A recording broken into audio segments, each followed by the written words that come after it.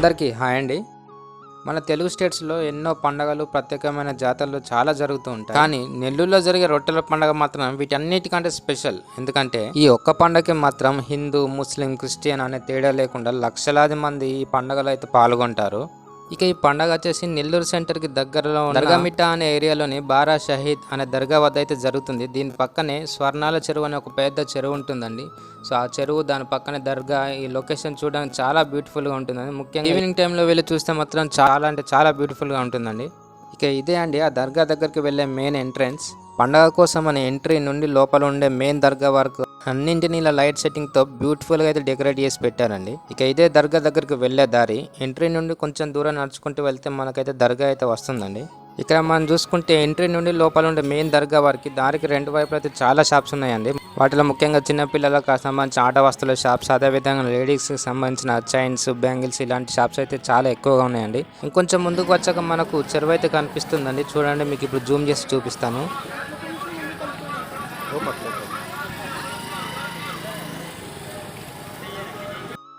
చెట్ల వెనక నుండి బోట్ అయితే భలే ఎంట్రీ ఇచ్చిందండి. సినిమా లెవెల్లో అయితే ఎంట్రీ ఇవ్వడం జరిగింది ఆ బోటు. ఆ చెరువులో బోటింగ్ కూడా ఏర్పాటు చేశారండి. ఇది బోటింగ్ వెళ్ళే దారి.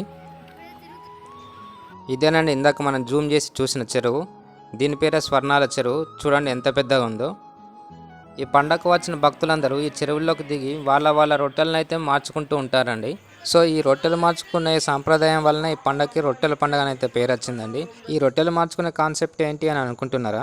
ఇక్కడికి వచ్చే భక్తుల విశ్వాసం ఏంటంటే, ఇక్కడికి వచ్చినాక ఒక కోరిక కోరుకొని దానికి సంబంధించిన రొట్టె కనుక సాధించినట్లయితే ఆ కోరిక నెరవేరుద్ది.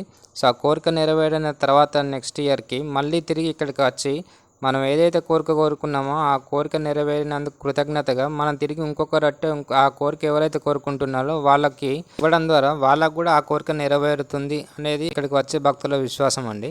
ఇక్కడ చాలా రకాల కోరికలకు సంబంధించిన రొట్టెలు అయితే ఇస్తూ ఉంటారు, తీసుకుంటూ ఉంటారండి. మీరు కూడా చూడొచ్చు, చెరువుల్లో ఆ రొట్టెలకు సంబంధించిన బోర్డ్స్ అయితే పెట్టడం జరిగింది. ఇది ఇల్లు రొట్టెది, ఇది ఉద్యోగం రొట్టె, విదేశీయానం రొట్టె.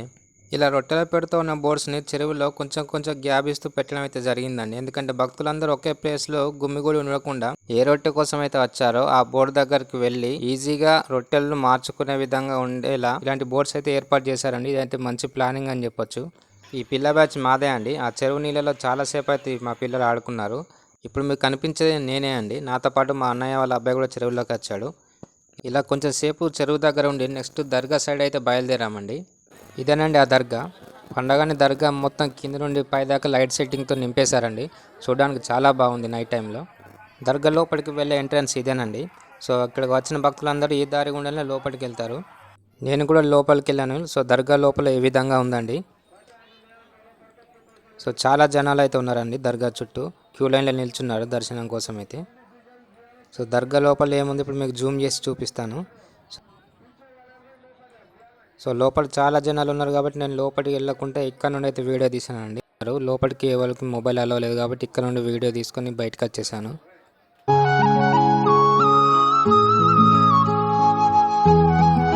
దర్గా నుండి బయటకు వచ్చాక ఎగ్జిబిషన్ కనిపించేసరికి పిల్లలందరూ అయితే ఎగ్జిబిషన్కి వెళ్దామని అల్లరి చేశారండి. సో ఇక్కడ నుండి ఎగ్జిబిషన్కి నడుచుకుంటూ వెళ్తున్నాం. అలా వెళ్తూ ఉంటే చోటా హనుమాన్ బొమ్మ కనిపించిందండి. సో పిల్లలందరూ ఒక ఫోటో దిగుతాం అనేసరికి అక్కడ ఆగాం. ఎగ్జిబిషన్లోకి వెళ్ళామండి. ఎగ్జిబిషన్లో చాలా ఐటమ్స్ అయితే ఉన్నాయండి. ఇప్పుడు మీరు చూసేది కొలంబస్, దాని పక్కనే జైంట్ వీల్ ఉంది. కాకపోతే పిల్లల్ని అటు జైంట్ వీల్లో కానీ ఇటు కొలంబస్లో ఎక్కించి రిస్క్ చేయడం ఎందుకని అందులో ఎక్కించలేదండి. సో వాటి పక్కన ఒక చిన్న ట్రైన్ అయితే ఉందండి. సో ట్రైన్లో ఎక్కించడానికి అటు సైడ్ వెళ్తున్నాం.